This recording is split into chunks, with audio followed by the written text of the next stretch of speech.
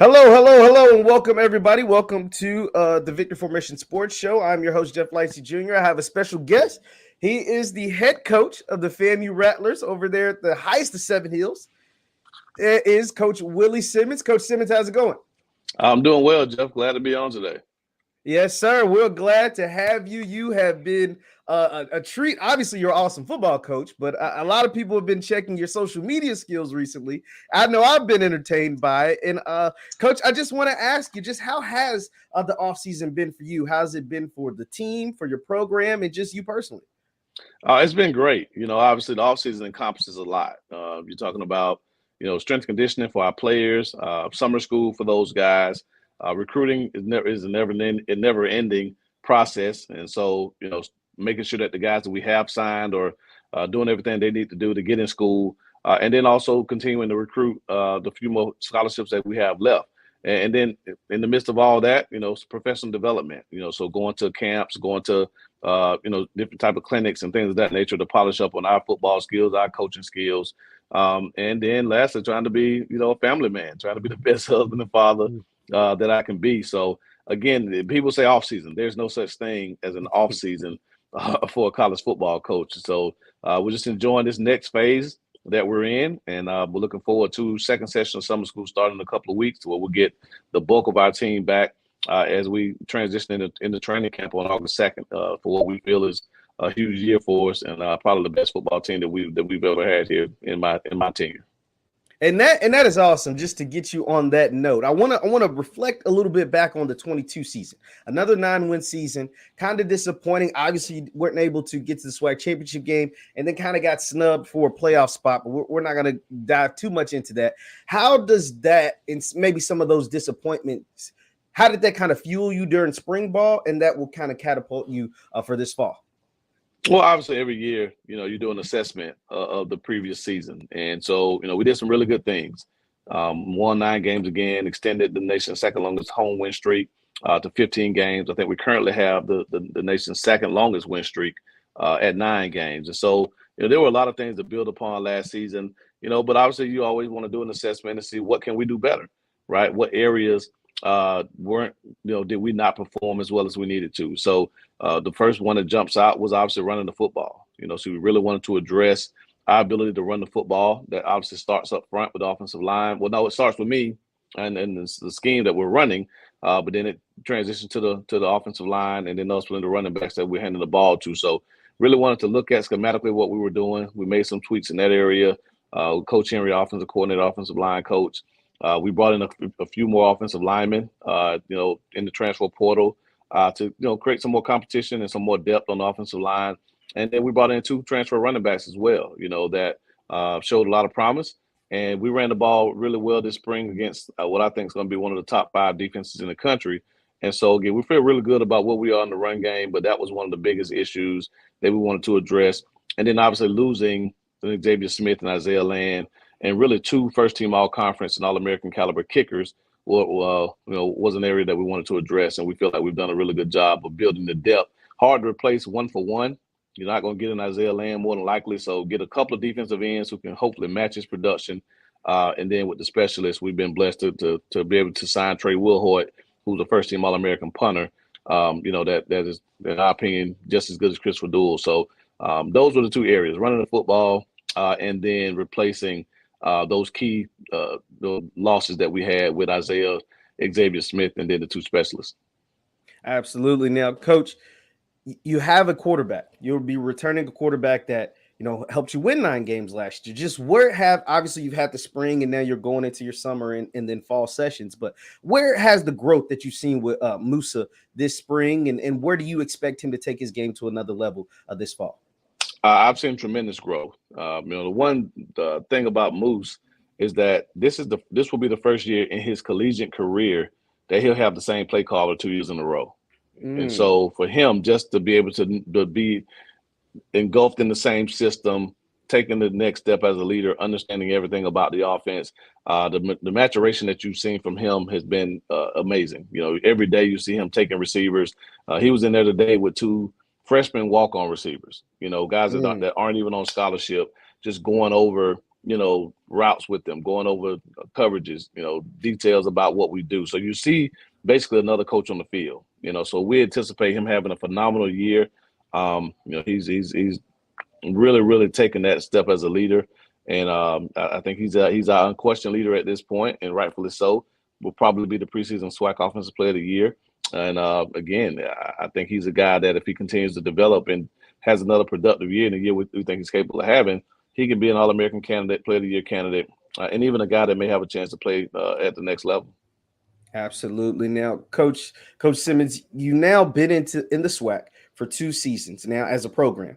Just how would you evaluate your team, your programs, success that you've had in the SWAC, or just how would you evaluate how you've done so far in the first 2 years of being in the SWAC, transitioning from the MEAC? Well, obviously you look at the fact that we have only had 2 conference losses, both being at Jackson State.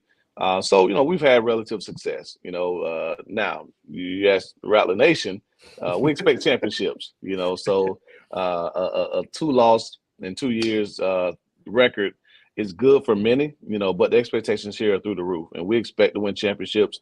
I expect to win championships, and so does this football team. And so we're not satisfied by any stretch of the imagination. 9-2, 9-3 playoff berth, those things are nice bragging opportunities, but at the end of the day, our goal is to be the Celebration Bowl champs and HBCU national champions. And so our guys understand that mission. We don't even talk about it. We don't have to talk about it. We said that from the very beginning, that our goal is to be the best. The standard here is excellence. And for us, excellence means that we're doing everything that we can do, and we're reaching our potential. And I think potentially we have the chance to be the best team in the country. So that's our expectation. That's the way these guys are working every single day. You see that in the weight room. You see it in the classroom. You see it out there on the field because they know what's at stake. And I'm really, really excited about the start of this season, probably more so than I ever have been as a head football coach. And that's what we love to hear, Coach Simmons. Now, you spoke about over the 2 years, you've only had 2 conference losses, but it was to the same team. It was to Jackson State. Their fans seem to give you, they like to get at you on social media based on the last 2 meetings that you all have had. And they'll say, you guys hadn't beat us since LeBron James was in high school. These are the things I'm hearing, Coach. I'm just saying, I'm telling you what I've heard. What is it like and what kind of prompts you? Because I've seen you respond to some of their fans on social media. Like, what kind of gets that out of you to make you say, hey, things are changing over there, Jackson. It might not look the same in 2023. Where does that come from? Well, again, I embrace the pageantry that is the SWAC, right? I've been a part of this conference now for going on 9 years, right? 6 years as a coordinator and head coach at Alcorn and Prairie View, and then now our 3rd season at FAMU. So going into my 9th year, being a part of this conference. And so just the trash talking, the pageantry, the love, and FAMU has always been that school that people love to hate, right? And so everything we do gets magnified because we have a saying that we brag different, right? That's a play on our stadium name, Bragg Memorial Stadium, and that gets fans riled up. So Jackson State is one of the most rabid fan bases out there. The last couple of years we've kind of become the rival, the arch nemesis. They still have their natural rivalry with Alcorn, obviously. Southern, will always be a rivalry for them. But this game is the last 2 years has determined, who represents the East. And so, again, they're going to troll. Everything we do, they're going to troll. There are a couple of individuals who are always clapping back, regardless of what happens at FAMU. They're always clapping back. So, I made a couple of comments, and again, it's all in love and fun. The last one was about the Kamari Stevens returning. Right. And then even in that one, I kind of kicked myself when I sent it because I shouldn't have, I'm all transparency. My goal is to never seem disrespectful in it. And Jackson State is a phenomenal program, phenomenal institution, great leadership. Ashley Robinson was my first boss, and I have the utmost respect for them and the job they've done. So, they've had transition, obviously, new head coach, a lot of players into the transfer portal. And so my comment was, even though a lot of people took it in fun and gist and all that, it's never my goal to tag another school. We're gonna sell FAMU, and we're gonna highlight FAMU and the things that we do. And so even though it didn't get negative pushback, that was the one that I said when I hit send. I was like, I'm glad. I'm upset Twitter doesn't have an edit button because I would have taken the Jackson State name out of it, right? There are teams that have lost some guys in the portal, a lot of them. We're not one of those teams, right? All of our guys that are key players for us have returned. And, so there is some impact that may cause, and we'll see what happens, right? Everybody's, trying to prepare for the season to get better. But, it's all in fun. And every now and then I'll give them a little something. That was probably the furthest that I've ever gone, and obviously the furthest that I probably ever will go talking to a fan. But I love Jackson State. I love the conference, all of our rivals, Southern University, Alabama State, that little team down the road in Daytona. We have some fierce rivalries, and that's why we wanted to come back to this conference, or come to this conference, because when you talk to a FAMU fan, true fan, you ask who our rivals are. Every school was outside of, again, the team in Daytona. All the rest of them were in the SWAC, and so we were excited to be a part of this conference now, where every year we're going to play those same teams, and it's going to be a knockdown drag out, and our fans are going to get to talk a lot of trash. Absolutely, absolutely. Once again, we're talking to Coach Willie Simmons of FAMU. Now, Coach Simmons, just kind of to reflect back on the Orange Blossom Classic from 2022, it wasn't the best showing for your team, right? Like, we understand that there were issues and things like that. What can you learn? Is there anything that you can learn from a game obviously like that? Because obviously you guys went on to win 9 in a row after that. But do you guys ever, now that Orange Blossom Classic, the three-peat, the 3-time going against Jackson State for the 3rd time in a row, are there things that you and your team talk about when it comes to that game in 2022? Or is 2022 it's past and you're looking forward to 23? Like, how does that work now that the Orange Blossom Classic 23 is upcoming? Yeah, well, we said the same thing from the start of last season, and we feel this wholeheartedly, and we feel the same way today. FAMU's biggest opponent is FAMU. We're talented. We're extremely talented. We have a great coaching staff. We have great support from our administration, from our leadership, from our fan base. And so if we can do the things that we need to do, we'll be successful. The game last year was all self-inflicted stuff. I mean, every single thing that happened to us was self-inflicted. This is no disrespect to Jackson. This takes away nothing that they did. I mean, Shador Sanders had a phenomenal game. Started, I think, 17-17. Well, even when you look at that, our coverages were off. Guys weren't in the right places. We weren't rerouting receivers. We were leaving guys uncovered. We were missing tackles. I mean, you name it, we did it. We turned the ball over 4 or 5 times. Every unconventional way to score, they did. Blocked the punt for a touchdown, picked up a fumble for a touchdown, got a pick 6 for a touchdown. So that's 3 touchdowns in unconventional ways that typically don't happen in a football game. We just did silly stuff the entire day. It was the Murphy. I call it the Murphy's Law game. Anything that could have gone wrong went wrong. And so, and it was from the very beginning, right? And so for us, we look back and reflect and say, hey, we didn't give ourselves a chance to win the game. And even as coaches, that started with us, and even in our preparation. When we got to Miami, the things we did down in Miami Gardens, all of those things we've had to reevaluate, and we're going to do those things differently this year. And so with our team, we understand that the focus has to be on doing the little things right. That second F in our program is fundamentals. And so those are habits. Those are the little things that it takes to be successful. And so we got to really, really focus on that, because the talent is there.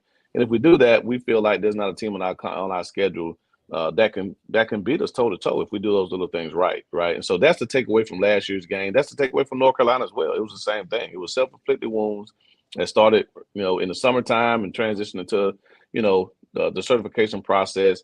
Some were in our control, some weren't. But we got to control the things that are in our control, and that's our focus and our preparation. So, again, the game happened. You can't deny it. Jackson State fans get to brag on it until the cows come home. Until we line up and play in September, they get to brag about, beating us 59-3 last year. It was an embarrassing loss. We're one of the most embarrassing losses of my coaching career as a coach and a player.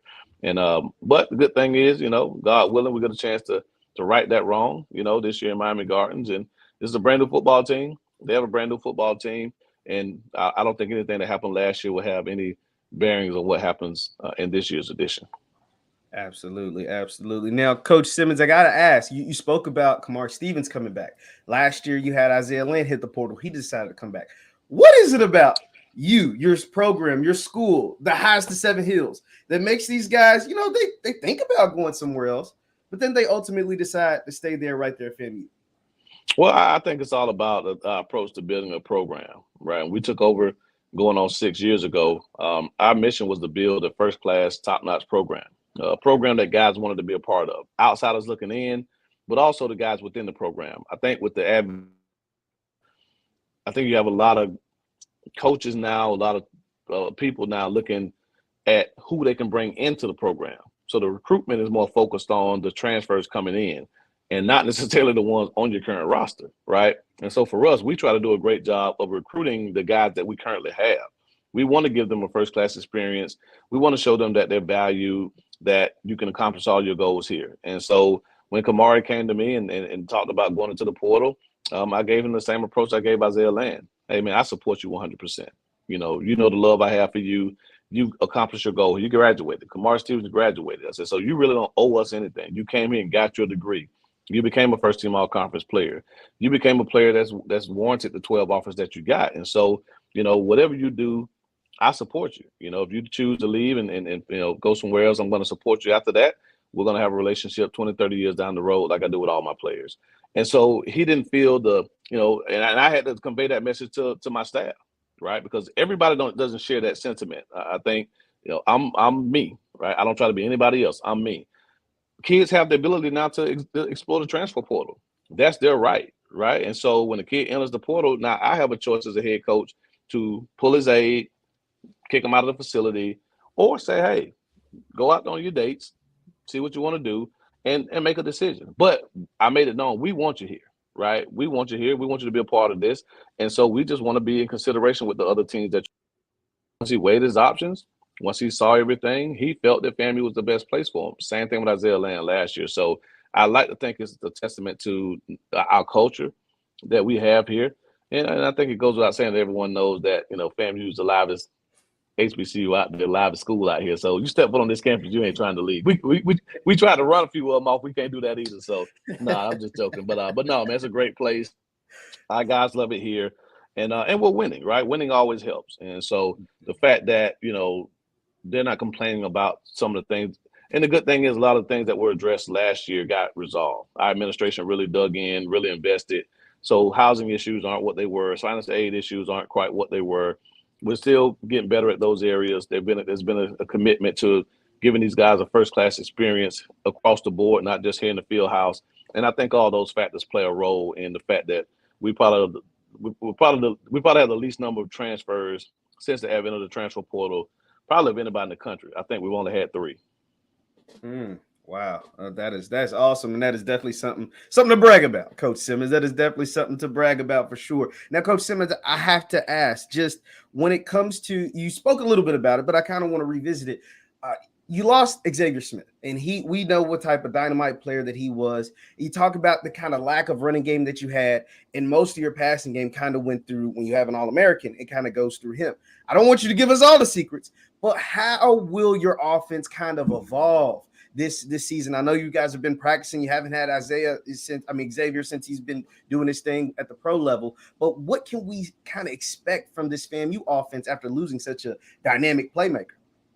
Well, obviously, like I said, you won't replace an Xavier Smith player for player. So I don't think we can go out and sign a player that can come in and give you the same type of production that Xavier had in 1 year. I think we have some really dynamic players. Jamari Shareed is an all-conference receiver that we've had for the last couple of years. David Manigo is going into his 6th year as a wide receiver, and I think he's now ready to take that kind of premier role as a go-to guy.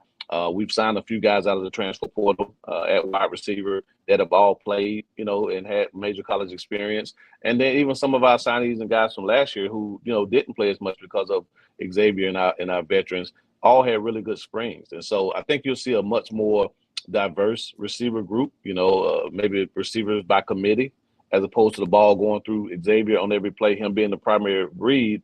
It'll now be more distributed amongst the other guys, right? And so our concepts won't change a whole lot. Just who's the primary option will, right? Last year, you can kind of say, okay, wherever Xavier is, the ball has probably a 90% chance of going in that direction. And so we can maybe do some things a little bit differently. I think this year's edition will look more similar to my last year at Prairie View. We had Kadero Hodge, who's still playing in the NFL, Josh Simmons, who's playing professionally, not in the NFL, but I think in the USFL, and then Darius Floyd, who was a dynamic receiver as well. You didn't know which player was going to go off. I think the last 3 games of the season that year, each of them had a 10-plus catch game with over 150 yards in back-to-back games. So a different receiver had 10-plus or 150. And so it showed just how much we could spread the ball out. I think you'll see that type of production this year from our receiving core. So Jamarie may catch 10 balls one game. Next game, he may catch 3. David Manigault may catch 3 that week that Jamarie caught 10. The next week, he may catch 10, and then the other guys that we have in that same breath. So I think you'll see us spread the ball out a little bit more. But the one thing that I will say that you will see is a renewed commitment to establishing the run. And that will be the biggest difference from last year to this year. We will be able to run the football with the guys that we have and the schemes that we employ. And I think that's going to really, really help our defense overall, but also help Jeremy, because if you can establish a ground game, you get a lot more one-on-one matchups. And we do have some guys that are dynamic that can win on the outside. We just got to be able to help them and not allow teams to sit back in zone coverage all day because we cannot run the football. Absolutely, absolutely. Now, Coach Simmons, one thing that I have noticed is that it seems to benefit you all being in the state of Florida. Look, if you just look at the list of your transfers, the players on your roster, a lot of them come from the Sunshine State. Just how big of a thing, especially when it comes to the transfer pool, of getting guys that want to come back to the state of Florida. Maybe they went off somewhere else to play, didn't work out, and now they want to come back home to play for you in the Rattlers program, but right there in the state of Florida. How much of a benefit is that for you in the world of recruiting, being right there in the Sunshine State? Yeah, it's a huge benefit. I'm biased. Obviously, I'm a product of this state, so I think we have the best football in the country. Obviously, my peers in Texas and California and probably Ohio are probably different, but I just think that it's just phenomenal football here, and the fact that in this state there are only 2 scholarship playing FCS programs.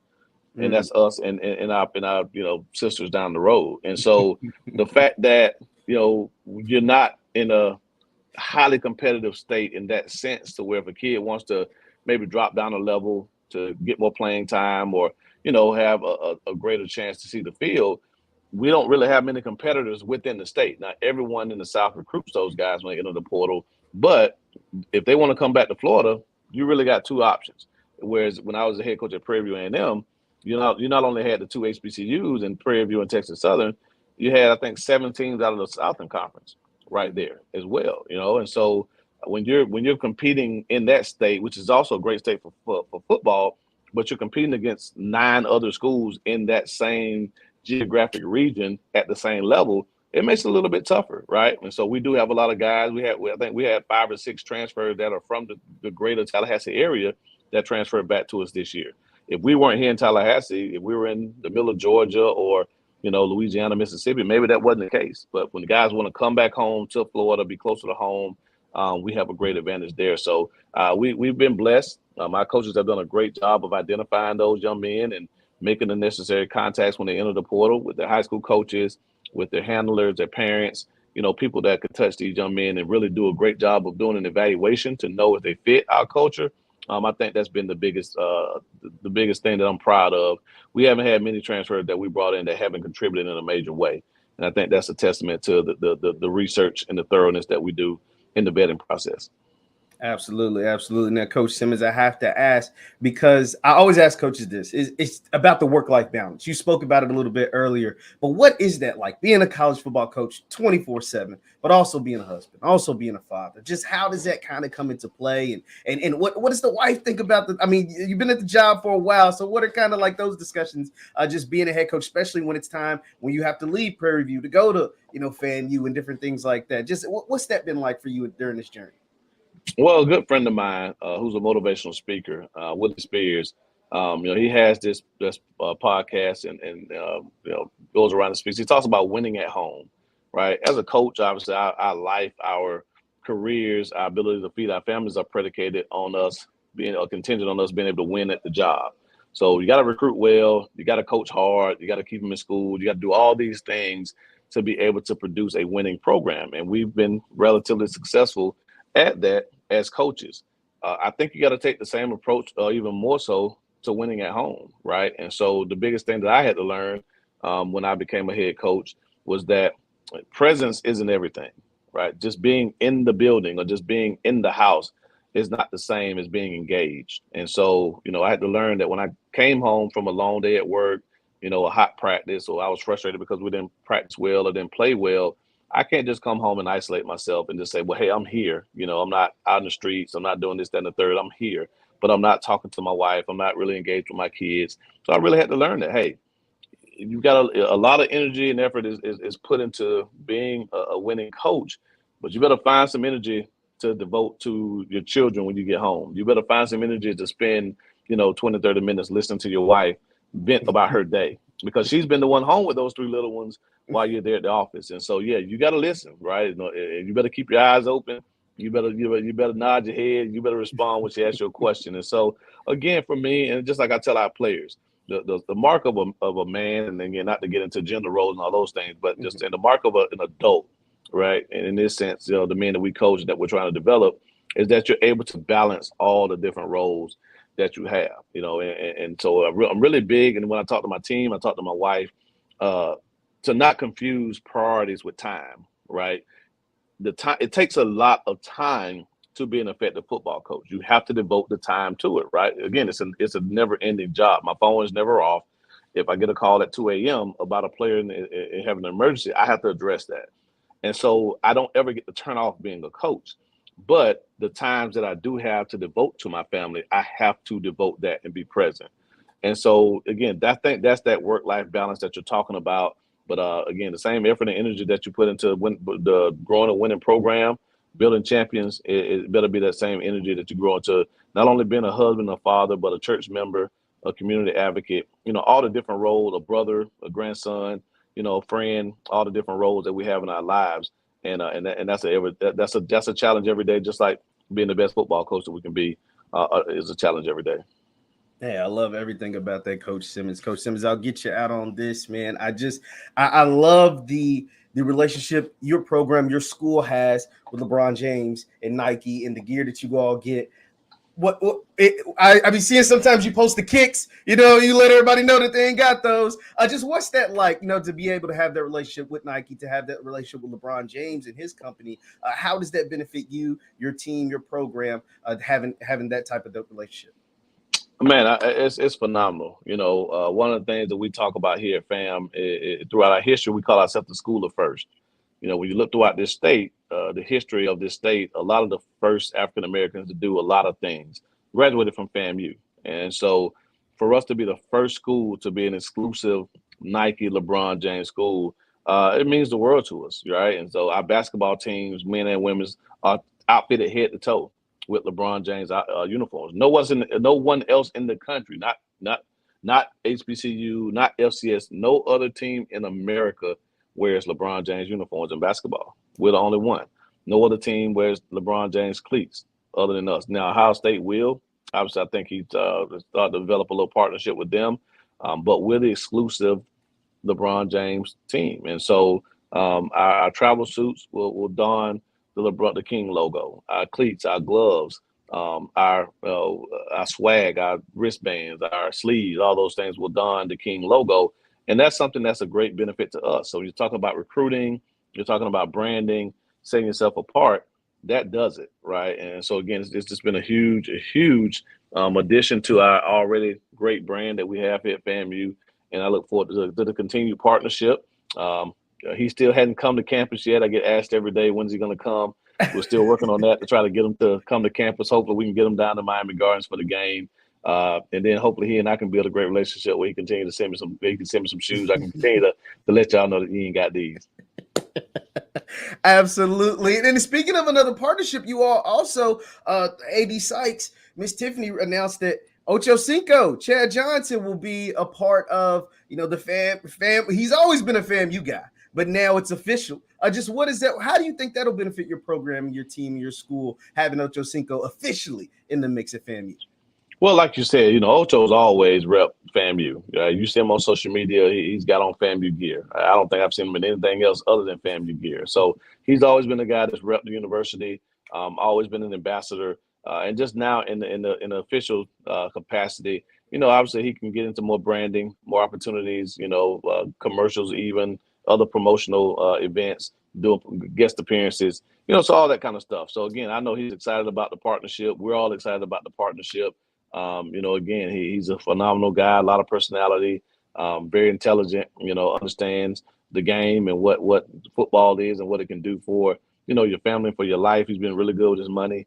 And so, again, I think there's a lot that we can learn from Ocho. And we're honored and blessed that he's a part of the family in an official capacity. And, again, just like LeBron, we look forward to a long, healthy relationship with one of the best receivers to ever play the game. Absolutely. Coach Simmons, thank you so much for taking a few minutes out of your day.